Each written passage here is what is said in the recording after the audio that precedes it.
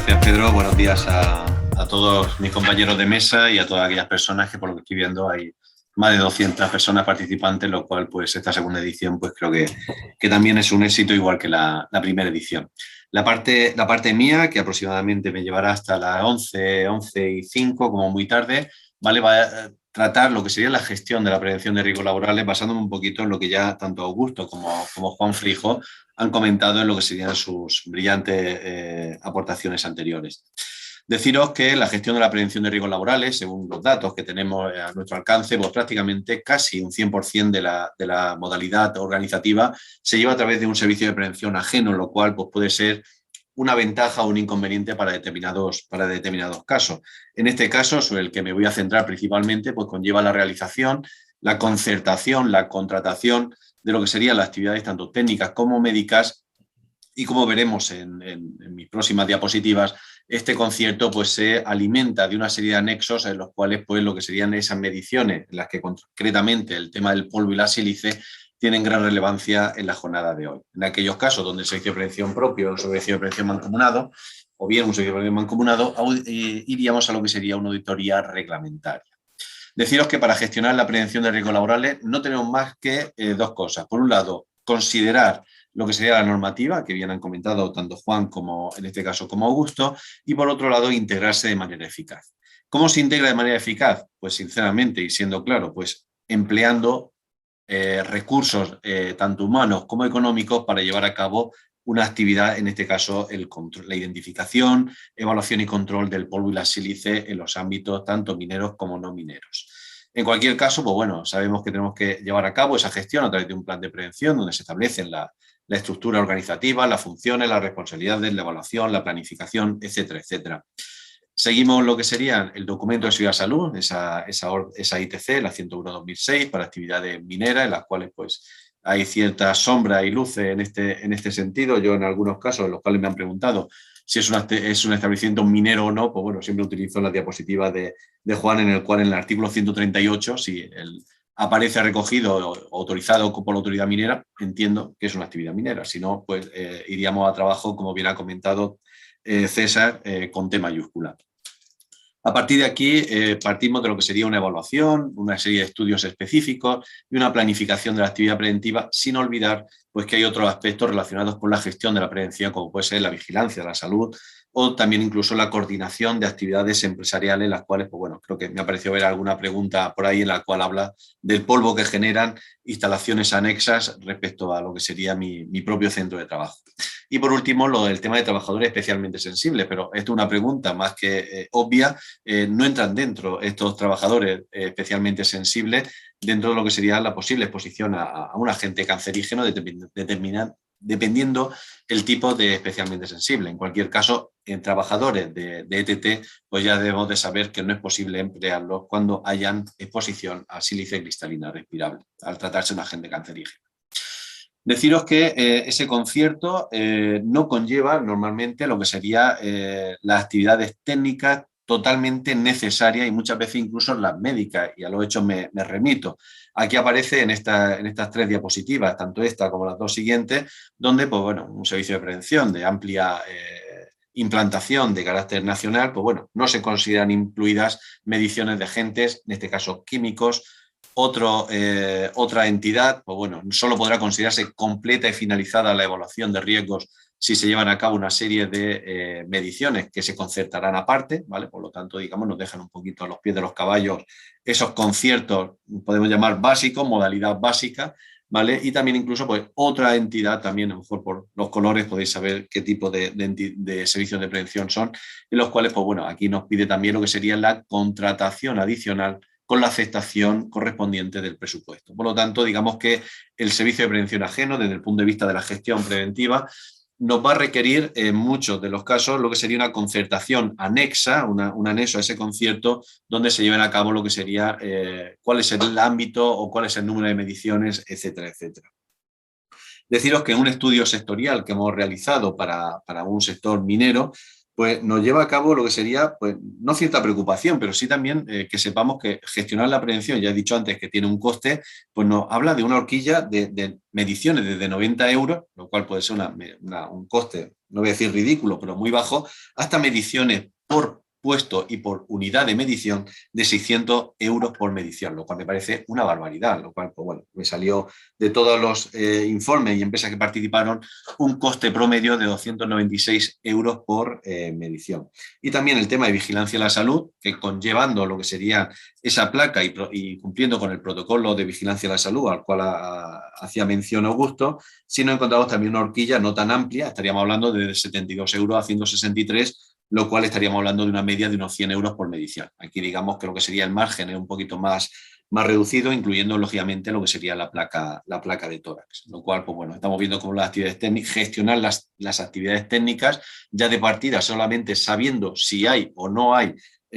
polvo o sílice cristalina respirable, ¿vale? Pues conlleva, digamos, un coste bastante añadido. Y más allá, cuando hablamos de actividades mineras, donde hay que hacer 3 mediciones al año, o actividades de trabajo donde participamos,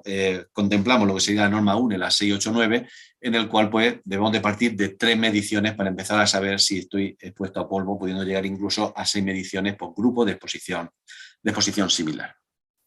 En ninguno de los casos estudiados a los que hemos tenido acceso, pues el concierto contiene estudios específicos, lo cual habrá que ofertarlo y anexarlo, digamos, con un sobrecoste que en muchos casos pueden incluso multiplicar por 2 el propio concierto, solamente hablando de actividades de agentes químicos de polvo y sílice. No habrá que olvidar que es posible que haya otros agentes químicos o físicos que debemos de tratar en el ámbito de nuestro centro de trabajo, como puede ser, por ejemplo, el ruido y las vibraciones. Por lo tanto, esto no debe tratarse como una campaña del 2021, voy a preocuparme, voy a gestionar la prevención del polvo y la sílice y me olvido de otros. No hay que olvidar, pues eso, trabajos en altura, etcétera, etcétera. En este caso, pues tampoco se suelen tener incluidas lo que serían las pruebas complementarias de vigilancia de la salud, por ejemplo, los de rayos, las placas de tórax, las rayos X. Si bien es cierto que la frecuencia a la que hacía mención Augusto en el protocolo de vigilancia de la salud, pues sí es cierto pues, que no siempre en función de los años de experiencia o el porcentaje de sílice, si estamos hablando del ámbito minero, si estamos por encima o por debajo, creo recordar que era del 15%, la frecuencia podrá ser mayor o podrá ser menor. En cualquier caso, tendremos que ir a una oferta de ese servicio de prevención ajeno, o bien, si es un servicio de prevención propio, pues tendremos que dotar de los recursos, tanto humanos como materiales, para llevar a cabo lo que sería esa actividad preventiva. El coste es importante, obviamente. Se recomienda pues, que se prevea inicialmente, y en algunos casos han habido empresas que han cambiado incluso de servicio de prevención. En algunos casos hemos visto que la dirección de la empresa ha caído en la tentación de no realizar mediciones. Piensa que, pues bueno, esto es algo transitorio, esto tampoco hemos medido históricamente o ya medimos hace unos años, por lo tanto, digamos que hay cierta pasividad en cierto colectivo muy pequeño de las empresas, pero que tenemos estimado en un 7 o un 8% de las empresas. Como bien decía César, pues al terminar la reunión, quien no haya actualizado o haya previsto lo que serían todas estas actuaciones, al terminar la reunión o esta jornada de hoy, pues se le recomienda encarecidamente que empiece a pensar y a gestionar la prevención en este sentido. Hay que también tener en cuenta otros aspectos, bien queda claro en los apartados anteriores, no voy a entrar en más detalle, el técnico tiene que estar en las instalaciones, pero lógicamente pues, tiene unos desplazamientos, tiene unas dietas, tiene unos horarios, todo esto va a tener relación con lo que serían esos costes. Habrá que tener en cuenta también tipo de filtro, tipo de bomba, caudal. Todavía se siguen midiendo a 2,2 cuando estamos encontrando otros polimorfos en los cuales pues realmente por infrarrojo pues no es suficiente poder determinar la cuantificación de cada uno de ellos. Por lo tanto, todo esto pues, puede encarecer de alguna manera estos costes. Y lógicamente, pues tal y como se ha definido en ese descargable que bien nos ha enseñado Juan Frijó, pues dependiendo pues, el tipo de bomba, de caudal y del tipo de análisis, pues son aspectos, digamos, también que pueden llevar a cabo lo que sería un coste o una gestión en este sentido. Hay que tenerse en cuenta que a la hora de firmar una oferta para gestionar lo que sería este concierto, pues es necesario tener en cuenta la obligatoriedad de que el técnico esté en las instalaciones, no pegado al trabajador, como bien decía Augusto, sino en las instalaciones, pues revisando pues, que las bombas no se paran, que las condiciones de trabajo son las habituales, etcétera, etcétera. Habrá que considerarse también pues, caudal, tipo de bomba, muestrador a emplear y tiempo de medición previsto. Desde nuestra experiencia y los estudios que estamos haciendo de investigación en este sentido, muchos servicios de prevención intentan convencer a las empresas de seguir midiendo como han medido tradicionalmente, principalmente porque no cuentan con los recursos adecuados. O sea, para medir, en determinados casos, pues se necesitarán 4,2 litros por minuto, a diferencia de los 2,2 litros por minuto que se está midiendo tradicionalmente. Como decía antes, la ITC me va a pedir 3 anuales y la norma UNE un mínimo de 3 y un máximo de 6. Si bien es cierto, aunque todavía no tenemos ningún tipo de guía publicado o actualizada en este sentido, se empieza a hablar de que algunas mediciones que se han realizado en los últimos años, desde el año 2018, 19, 20, pues podrían formar parte de lo que sería ese número de muestras previstas para determinar la conformidad o no conformidad según la norma UNE, ¿vale? ¿Qué más deciros? Pues bueno, que las tarifas, ya he comentado esto, pero sí deciros que, bueno, pues a modo orientativo, pues bueno, sí he querido poner lo que serían los costes públicos que tiene establecido lo que sería el Instituto Nacional de Silicosis para que tengáis, digamos, algunos valores de referencia. Si bien es cierto, yo a las empresas, aparte de lo que serían esas mediciones, digamos, por puesto de trabajo, pues siempre recomiendo que periódicamente, sobre todo en las actividades mineras, hicieran lo que sería algún tipo de caracterización periódica a través de una muestra a granel para saber de alguna manera en qué porcentaje de sílice estamos hablando en mayor o menor cuantía. Si bien es cierto, a fecha de hoy no tenemos un semáforo que establezca situaciones muy seguras, poco seguras, relativamente seguras. O sea, no nos encontramos ese semáforo que a todos nos gustaría por cierta seguridad, y a fecha de hoy solamente podremos entender que hay trabajadores expuestos o trabajadores no expuestos. Por lo tanto, hablaremos de sí o no o de 0 o 1. Por lo tanto, aquellos trabajadores poco expuestos habrá que adoptar todas aquellas obligaciones que bien comentaban tanto Augusto como Juan, recogidas en lo que sería la normativa. Aunque desde nuestro punto de vista, y como aparecía en alguna de las preguntas ahí, la exposición podríamos determinar que es una exposición ridícula.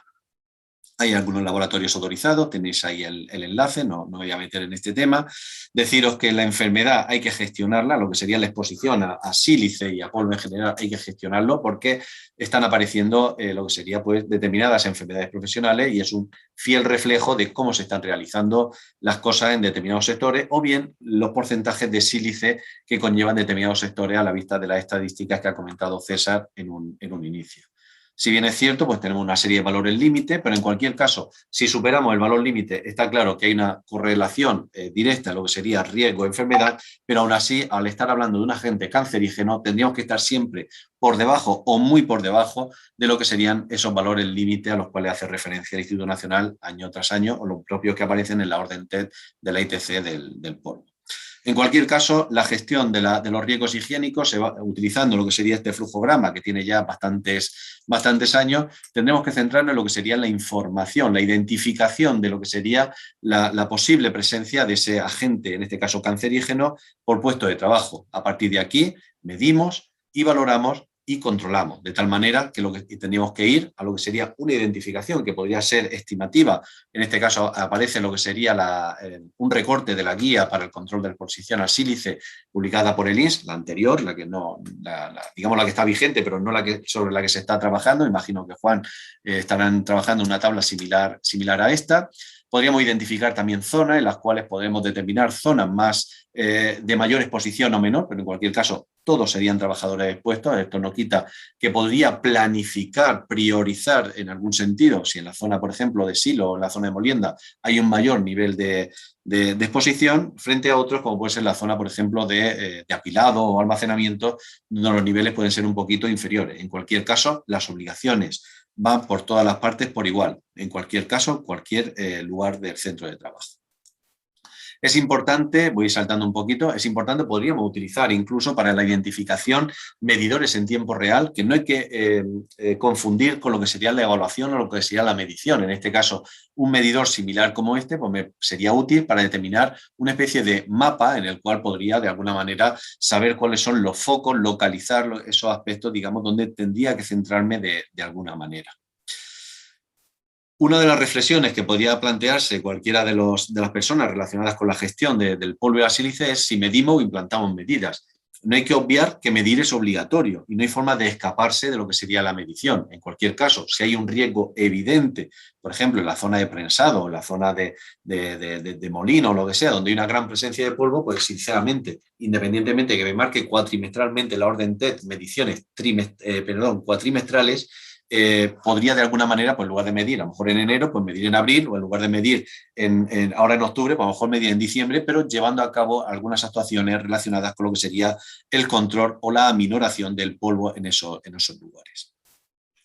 Hay que tener en cuenta, nos hemos encontrado algunas evaluaciones de riesgo valorando la exposición al polvo y sílice a través de probabilidad y consecuencia. Esto no tiene sentido. O sea, realmente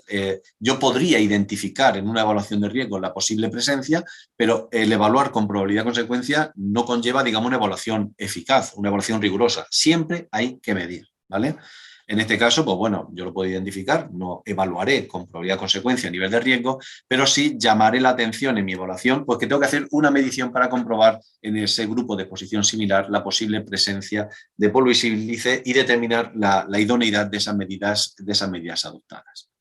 En cualquier caso, esa evaluación de riesgos pues, no determina si hay algo concreto, como el tema de la orden TEL, en este caso ITC, pues nos vamos a la ITC, y si no, pues iríamos directamente a la norma UNE, a la 689 del 2019. Ojo, la última actualización.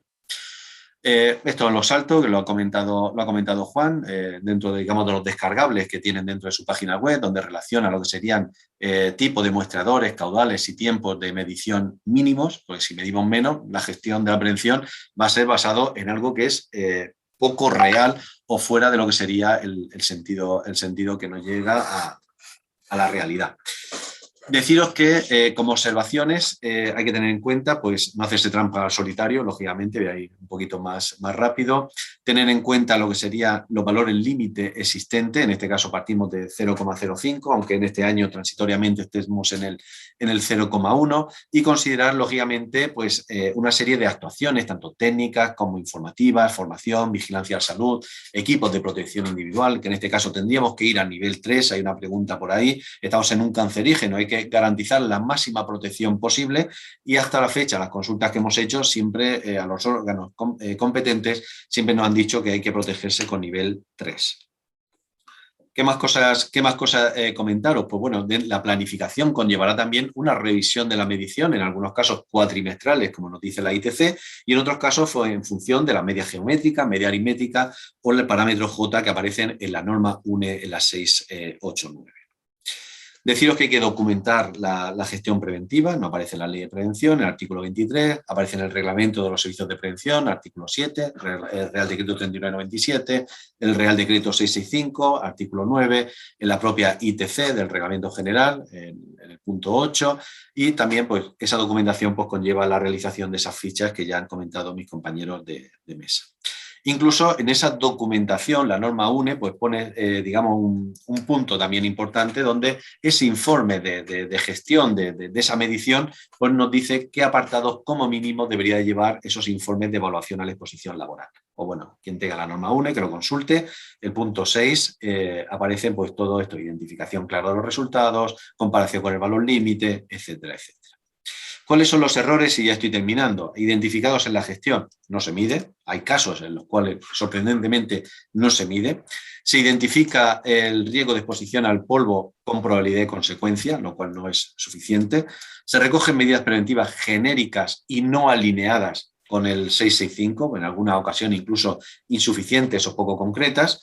Se miden en puestos de cantera, ya que hay una mayor supervisión por la autoridad minera, pero en algunos casos cuando la fábrica está alejada o el establecimiento de beneficio está alejado del ámbito, digamos, meramente minero, pues muchas veces se suele medir en menos ocasiones. Existen mediciones que no siguen la norma UNE, estoy terminando, Pedro. Se dan por válidos informes de fecha de realización anterior a los cambios normativos. Hay mediciones que se hicieron a lo mejor en el año 2017 y todavía se piensa que siguen estando válidos, cosa que no es cierto, ya lo ha comentado Augusto en su intervención. Bajos tiempos de muestreo, volúmenes insuficientes que no detectan o no cuantifican adecuadamente el nivel de polvo y sílice, informes que no conllevan lo que serían las medidas propias del 665, que ya han sido comentadas aquí, no se considera el efecto aditivo y en algunos casos pues, no se actúa de manera, cuando se superan los valores límite, como un riesgo grave e inminente. Como lo que son las diapositivas las vais a tener a vuestra disposición, pues bueno, prefiero tal vez ir a la parte de preguntas para resolver cualquier cuestión que tengáis.